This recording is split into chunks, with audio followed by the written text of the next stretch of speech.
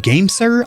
Yes, sir. They have dropped 2 more G7s. You know, I said the T7 was kind of a spiritual successor to the G7. There's an actual real successor to the G7 called the HE, or Hump My Ear. It's actually Hall Effect, which are the thumbstick modules on board. They can still get stricter for you as they do have a recentering spring, but it's far less likely to happen. There are several parts or components that could have been upgraded on the G7 to make it a modern controller, something that fits in the price point in 2024, something that allows it to stand shoulder to shoulder with the competitors. Unfortunately, if you already own a G7, there is zero reason to upgrade to this new HE or definitely the SE, which has already existed, and I've given my thoughts on the GameSir G7 SE. Guess what? This new limited edition faceplate doesn't really change the book there, other than the fact it's got a little mechanical faceplate. That's cool. Without further ado, let's review the G7 HE and SE in these 2 special edition flavors.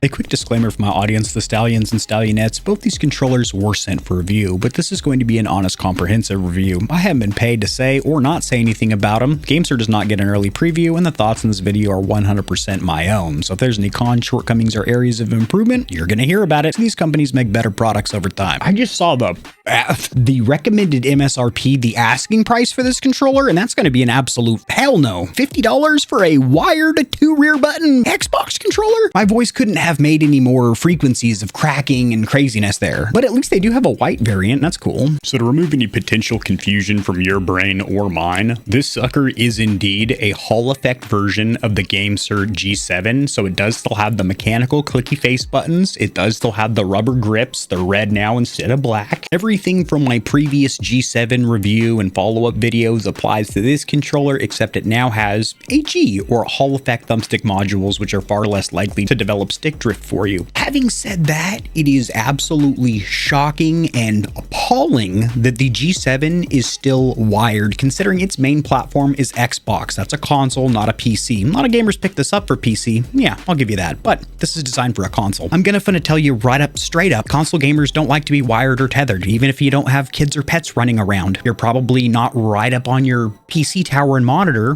because you're in a casual console environment. So you're on the couch or maybe in the bedroom, and the input lag delay going wireless versus wired is not that much slower. So the only perk or benefit you have going wired is that you don't have to worry about battery life. But the fact is, GameSir already has a wireless chipset in the Cyclone and the Nova, which is a $28 Hall Effect wireless controller with rear buttons. So they could just transfer over their existing wireless chipset into the G7, and it could still go wired if you want to take that method or route. But why in 2024 is the G7 the newest version with Hall Effect thumbstick technology? Whoopity-doo! Why is it wired? And you might be wondering, why did Kevin make a silly noise and wiggle his finger overhead when he said that there's Hall Effect sticks? Isn't that something that he should be excited about? Yes, and certainly no, as well, as I am going to be doing that video about thumbstick modules coming up in the near future. TMR, Hall Effect, potentiometers, pros and cons of all of them. GameSir really banking on the Hall Effect right now.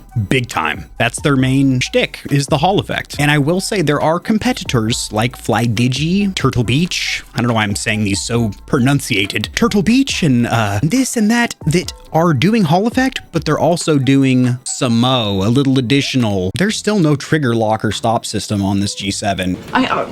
Well, okay, 15 is the minimum. It is still wired. Now, it's up to you whether or not you want to just do the bare minimum. It still only has 2 rear buttons. Well, like Brian, for example, has 37 pieces of flair on today. And it still has a membrane D-pad, which fools the senses because there is mechanical clicky face buttons. So while it's cool you have a new hypergloss faceplate that'll collect fingerprints and micro scratches like a motherfucker, let's go wireless with the G7 and let's completely forget T7 even exists. Maybe that R&D time and energy could have been reallocated towards making the G7 wireless. Also the Tarantula, the one gamepad that I was genuinely interested in because it had a unique shape and shell design, also features that we had not seen, such as rotating a dial wheel of face buttons. That also let me me down. Then over here in this hand, I genuinely cannot recommend this version whatsoever. Not only from a cosmetic standpoint, I think this looks do-wackadoo. It looks silly, rambunctious, too much going on here, but this is the SE, which I've never liked over the original G7. It had Hall effect sticks rather than potentiometers. I never really gave a shit about that because I shuck and jive stick drift on the daily. But what the SE does is removes the rubber grips for some stippled plastic, which doesn't feel the best. You do get these little on-off levers which let you lock out the rear buttons, which I think is a pretty useless feature considering these already require enough force or resistance to where I don't really get any false actuations with them, and I haven't heard complaints about people having to hold this lightly to not hit the rear buttons. And then you remove the mechanical face buttons for some squishy, mushy membrane johns. So I've never been a fan of the SE, and the fact is that this SE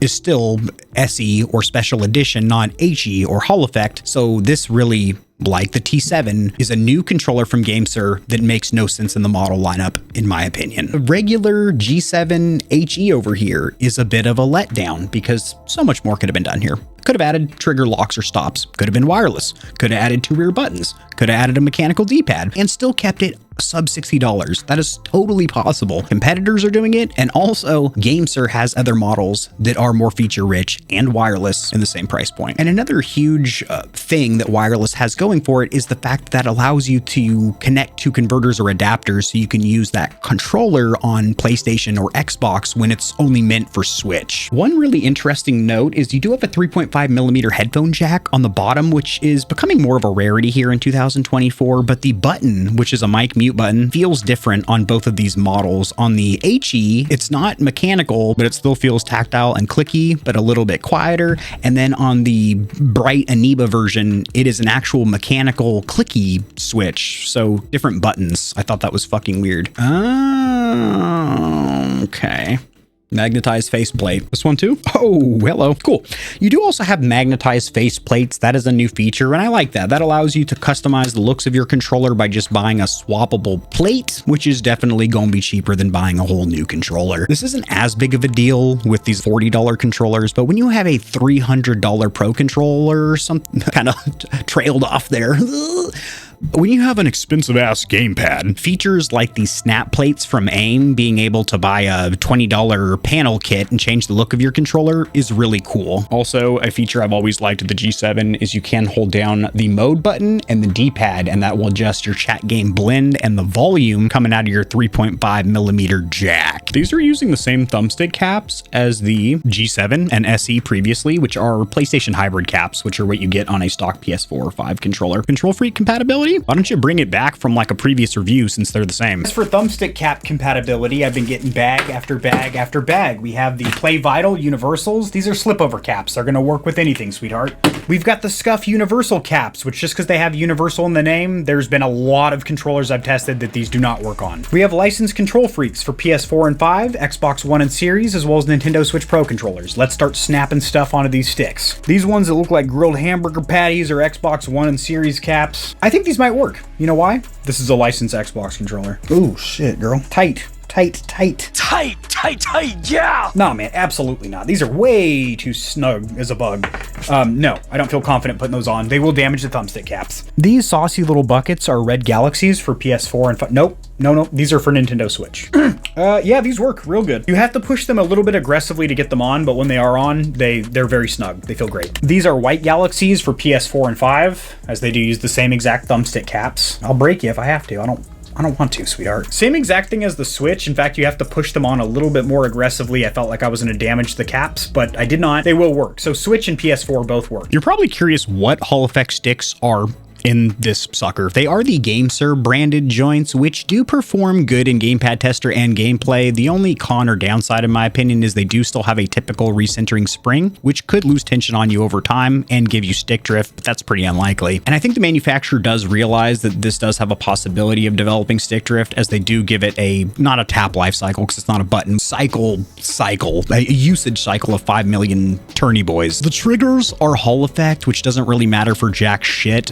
Basically, this means that there is a response of 0.1 millimeters where you have so many different steps of adjustment in there. Unless you're using this for like a racing game, modulating the throttle and brake, you probably won't notice that. There's a software trigger stop mode, but that's not the same as having a physical trigger lock or stop. And there is rumble force motors in the palms, but no impulses in the trigs. Holy shit. So the HE over the SE is noticeably smoother on the analog sticks. What I mean is not only from a physical standpoint, these feel a little bit nicer on the thumbs, but also every single minute microscopic movement is being registered, as you can see from axes 0, 1, 2, and 3, the vertical and horizontal movements on both the sticks. Circularity also low as shit. They be performing nice. Also still doing the bare minimum with the warranty, 1 year. Okay, so you want me to wear more? That's standardized. In fact, that's actually bound by consumer law here in North America. Keep in mind, there are competitors out there like Snakebite that are offering 5 years, and competitors like Hex and Aim, which do lifetime, although there's caveats and fine print to all those. Now, if you feel that the bare minimum is enough, then okay, but... So as for the verdict, is it worth upgrading? Worse? I might have spoiled something there. Is it worth upgrading to the HE or SE if you were a previous G7 owner? No. If you don't have stick drift and you've had the G7 and those potentiometer sticks are plugging away for you, enjoy the mechanical buttons, enjoy the rubber grips, and enjoy not having to buy another controller that at its core is the same, with one additional feature, that being Hall Effect, and Hall Effect sticks that can inevitably get stick drift for you because they do have a recentering spring. Looking at this through the monocle, through the lens, this is a $50 wired-only controller when GameSir themselves offers controllers like the Cyclone, $45, or the Nova, $28, which are wireless, still Hall Effect, have rear buttons. GameSir's not just shooting themselves in the foot, they're shooting themselves in the back, sack, and crack. And I'm here for it because they send me all the controllers to review. Drop in the comment section below what you think of the model lineup of GameSir. It's ripe, and there's fruit flies buzzing around it. These controllers are linked in the description below, as well as some of my original GameSir reviews. And I will see you Stallions and Stallionettes tomorrow. Peace. If you enjoyed the video, liking it helps it to get seen by more gamers, so this information will reach and assist them as well. Much like the back of the TV, I've got plugs for all of my socials down there in the description below. And your wallet will greatly thank you if you check the description, because there are exclusive discounts on a ton of products, including controllers, KontrolFreeks, keyboards, mouse pads, clothes, and energy drinks. And keep in mind that you, the viewer, keep this channel running. The more Stallions and Stallionettes trotting around the stable, the better, so mollywop that subscribe button like it owes you money, and we'll have the same amount of fun tomorrow.